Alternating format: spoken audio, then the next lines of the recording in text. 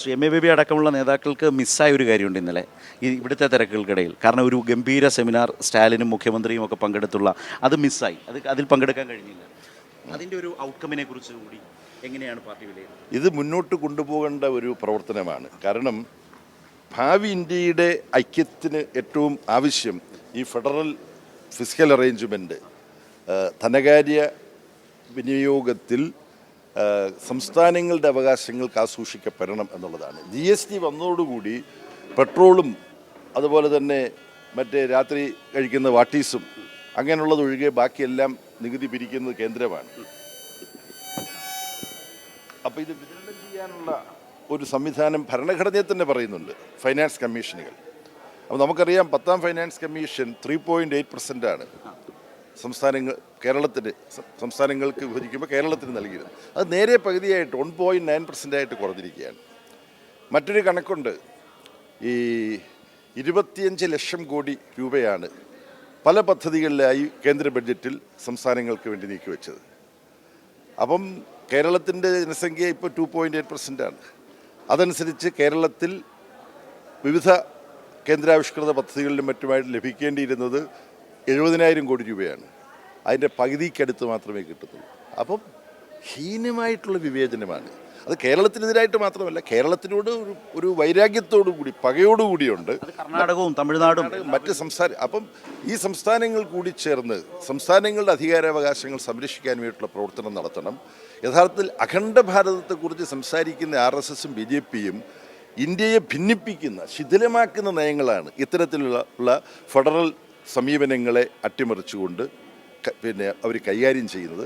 അപ്പം ആ ദിശയിൽ ഈ CPIMൻ്റെ 24ാം പാർട്ടി കോൺഗ്രസിൻ്റെ ഭാഗമായി നടന്ന സെമിനാർ, ആ സെമിനാറിൻ്റെ പ്രാധാന്യം ഇവിടെ ഒരുമിച്ച് നിൽക്കുന്ന DMKയും CPIMും മാത്രമല്ല, ഇവിടെ DMKയുടെ നേതൃത്വത്തിലുള്ള മുന്നണിയിൽ സഹകരിക്കുന്ന കോൺഗ്രസിൻ്റെ പ്രതിനിധി ഇവിടുന്നല്ല പങ്കെടുത്തത്, സിദ്ധരാമയ്യയുടെ നേതൃത്വത്തിലുള്ള കർണാടകയിലെ ഗവൺമെൻറ്റിൻ്റെ ഉന്നത വിദ്യാഭ്യാസ മന്ത്രി കൂടി പങ്കെടുത്തു എന്ന് പറയുമ്പം അതിൻ്റെ ആകെ ഒരു സമീപനത്തിനൊരു പ്രത്യേക ഡയറക്ഷനുണ്ട്.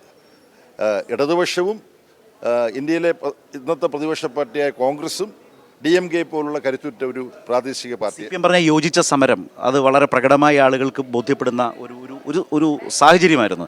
ഏറ്റവും നല്ല പൊളിറ്റിക്കൽ കോംപ്ലിമെൻ്റ് തന്നതാരാന്നറിയോ മധുര പാർട്ടി കോൺഗ്രസിന്? അത് മുഖ്യമന്ത്രി സ്റ്റാലിനാണ്. അദ്ദേഹം പറഞ്ഞത് തൂങ്കാ നഗരം ചുവപ്പ് നഗരമായി, ഞങ്ങളുടെ കൊടിയിൽ പാതി ചുവപ്പാണ്, ഞങ്ങളിൽ പാതി നിങ്ങളാണ്. കാറൽ മാർക്സിന് ചെന്നൈയിൽ സ്മാരകം വരുന്നു. CPIM പ്രവർത്തകർ എഴുന്നേറ്റ് നിന്ന് കരഘോഷം മുഴക്കി കൈയടിച്ചാണ് മുഖ്യമന്ത്രിയെ തിരിച്ച് അത് പ്രത്യഭിവാദ്യം ചെയ്തത്. അപ്പോൾ എനിക്കൊന്ന് മധുര പാർട്ടി കോൺഗ്രസിന് മുഖ്യമന്ത്രിയുടെ സ്റ്റാലിൻ്റെ വാക്കുകൾ അങ്ങേയറ്റം ആവേശം പകരുന്നതാണെന്ന് മാത്രമല്ല, അതിനകത്ത് വളരെ കൗതുകരമായൊരു കാവ്യനീതിയും പലരും കാണുന്നുണ്ട്.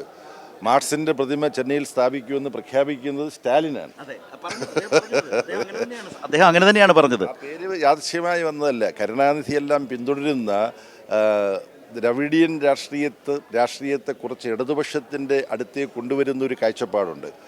കരുണാനിധിയുടെ ആത്മകഥയുടെ ഒരു ഭാഗം മലയാളത്തിൽ പരിഭാഷപ്പെടുത്തി പ്രസിദ്ധീകരിച്ചപ്പോൾ അതിന് അവതാരിക എഴുതേണ്ട ഒരു സാഹചര്യം യാദൃച്ഛികമായിട്ട് എനിക്കുണ്ടായി 2-3 വർഷം മുമ്പാണ്.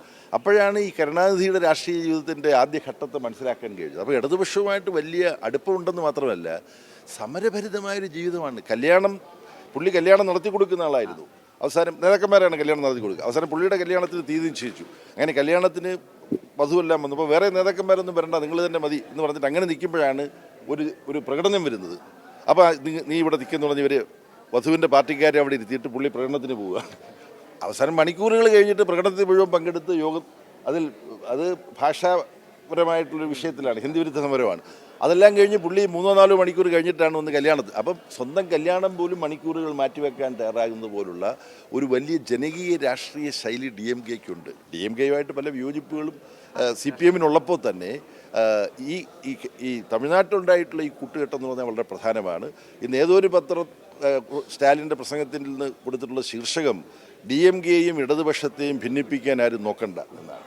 അപ്പം ഈ പാർട്ടി കോൺഗ്രസ് മധുരയിൽ നടക്കുമ്പോൾ പല തലങ്ങളിൽ ഇതിൻ്റെ ഇമ്പാക്റ്റ്, ഇതിൻ്റെ ആഘാതം വളരെ പോസിറ്റീവായിട്ട് തമിഴ്നാട് രാഷ്ട്രീയത്തിൽ മാത്രമല്ല ഇന്ത്യൻ രാഷ്ട്രീയത്തിൽ ഉണ്ടാകുമെന്ന് പ്രതീക്ഷിക്കുന്നു. Thank you.